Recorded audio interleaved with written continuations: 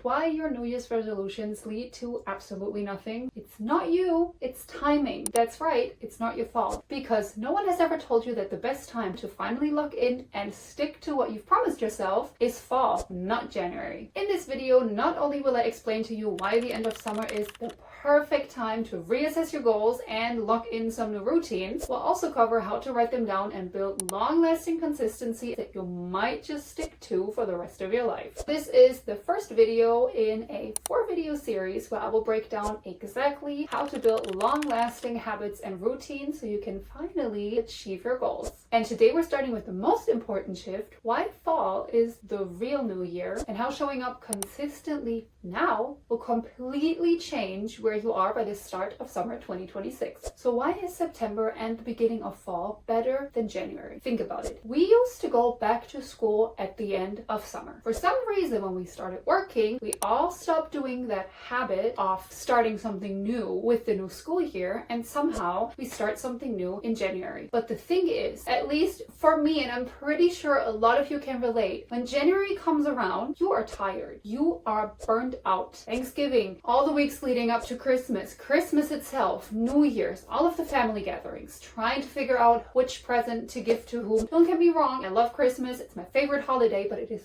so draining. And then for some reason, everyone expects you to have your new life together and all of your new goals and be full of motivation by the 1st of January. That just doesn't make any sense. By the 1st of January, all you want to do is sleep. So if you can relate to that, bear with me. Beginning of fall, most of us at least, got a big vacation. We got to chill by the beach, chill in our garden, chill wherever it is. We got to really rest. We are full of energy because we stocked up on vitamin D, had a lot of sunlight, days were super long. You know what I mean? You're just in a completely different headspace. Yes, you're sad summer is over, but personally, by the time summer is over, I'm almost excited to actually spend a lot of time in my apartment again, get back to work. I am actually motivated to get things going, and this is the perfect way to feel if you want to start something new or if you want to get back to something that you quit a while ago and wish you hadn't. So just from a mindset perspective, you are so much more likely to actually get the ball rolling at the end of summer than you are in January, because I feel like a lot of us in January, we make those New Year's resolutions because we feel like we have to. On social media, you see everyone doing their mood board, everyone writing down their goals for the new year. You know, you kind of feel like you should do the same. And don't get me wrong, you can always reassess your goals at any given time.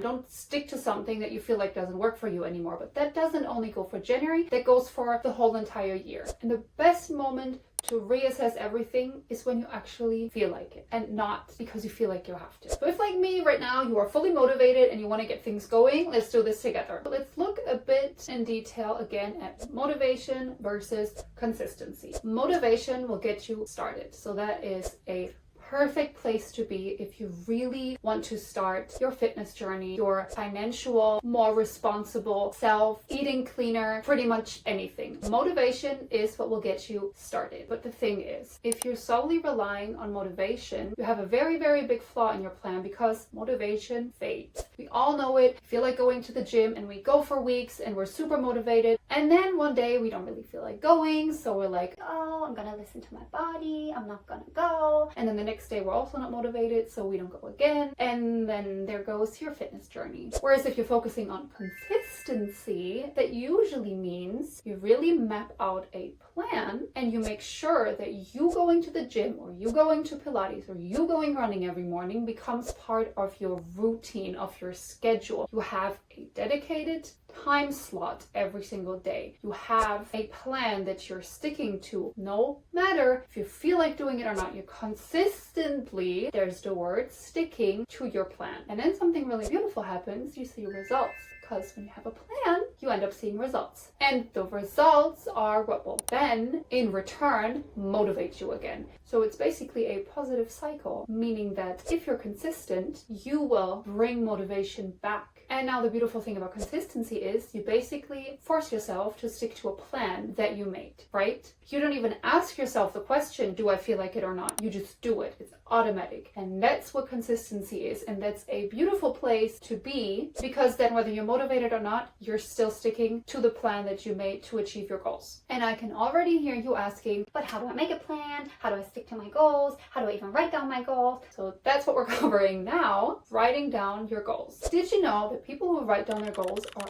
a lot more likely to actually achieve them? And when I say write them down, I don't mean on your notes app in your phone, because every time you make a new note, your goals go lower and lower and lower until you're not looking at them anymore. No, I mean pen and paper. You write down your goals, you stick it on your fridge. Maybe you stick it on your makeup mirror. So every morning when you get ready, you can have a look at your goals. And by being reminded of your goals every single day, you have them in your mind and you are a lot more likely to achieve them. Now, when we're writing down goals, we want to follow the SMART method. Maybe you've heard of this a while ago when you were studying. Maybe you haven't. When you write down a goal, it has to be specific, measurable, attainable, relevant, and time-based. Now, what does that mean? Specific. You're not just gonna say, I want to get in shape. That is not specific at all. What do you want? I want to go weightlifting, or I want to do Pilates, or I want to go running. You know what I mean? What exactly is your goal in the first place? Then it needs to be measurable. So let's say you want to go to the gym, right? So I want to go weightlifting 4 times a week. You're not just going to say I want to go weightlifting, because if you go once a month, but you do that every month, then you're still going weightlifting, right? No, you want to be very specific. So I want to go weightlifting 4 times a week. Then it has to be attainable. So maybe as you heard me say 4 times a week, you're already thinking, what do you mean 4 times a week? I don't have time for that. So in your case, this specific goal would actually not be attainable. For you, the goal might maybe be, I want to go lift weights in the gym 2 times a week. It might also be every single day. It really depends on you and how your lifestyle is and how your schedule looks and how much time you have and what your goal is in the first place. Maybe you really only want to move your body twice a week because it gives you more energy. Maybe you don't even have a specific goal for your body. Maybe you're super happy with your body and you just feel like, I want to move more, you know? It really depends on your goal. And that's what attainable means. You do not want to make it something that you already know before you will never achieve, because why would you set yourself up for failure? Why would you set a goal so high where you pretty much already know you're never going to make it? Don't set the goal so low that you're not making any progress either, but make it realistic. Then it needs to be relevant. And what does that mean? First of all, does the goal align with your other goals? Is this specific goal maybe going to bring you closer to another goal that you have? Or is it just going to waste your time working on something completely different that, yes, you want to do at some point in your life, but that right now doesn't really make sense? And lastly, it has to be time-based, meaning you don't just say, oh, I want to go to the gym 4 times a week. By when? Next year?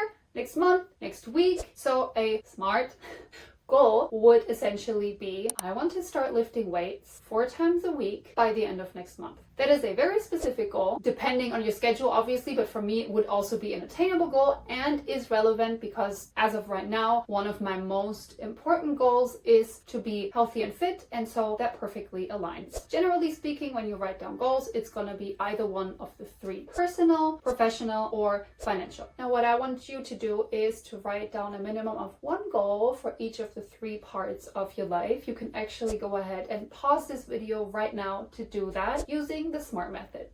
All right, are you done?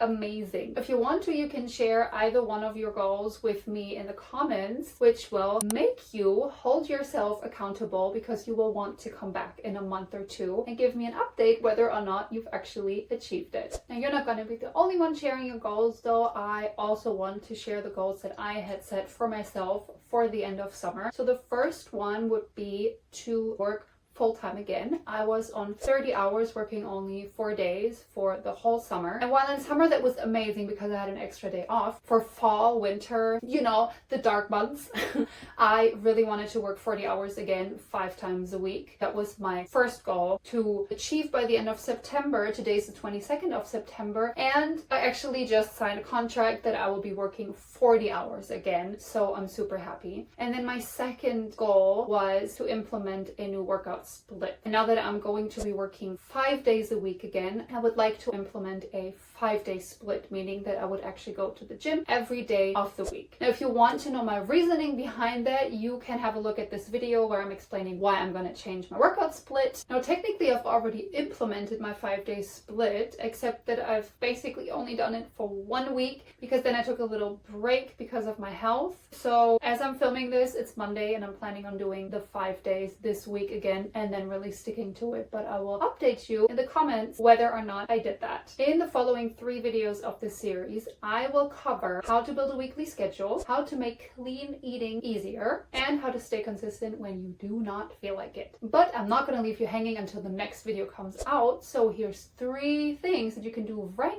now to get closer to your goals. Now, first of all, I want you to pick your workout split for the next month. As I said, if you want to stay consistent with your fitness journey, you have to see progress. And in order to see progress, you need a plan. Now, the workout split that you want to choose depends highly, as I already said, on your schedule and your lifestyle. But realistically, if you're lifting weights, you can either do a full body workout several times a week, or a 2-day split, realistically twice a week, or like me, a 5-day split. Now, if you don't know what all of these splits are about, or you have no idea which split would work best for you, I actually created 3 different splits for you to download for free. I will link all 3 in the description. Feel free to download them, read through them, and then see which one will work the best for you. Once you did that, feel free to share with me in the comments which workout plan you're going to be sticking to in the next month. The second thing I want you to do is to block time for the gym. A lot of us, we go to the gym when we have free time, but the thing is, we never have free time. Somehow the day is always over by the time we're like, oh, maybe I should have gone to the gym. It's not that we don't have the time, we just use it differently. So that's why I want you to basically set an appointment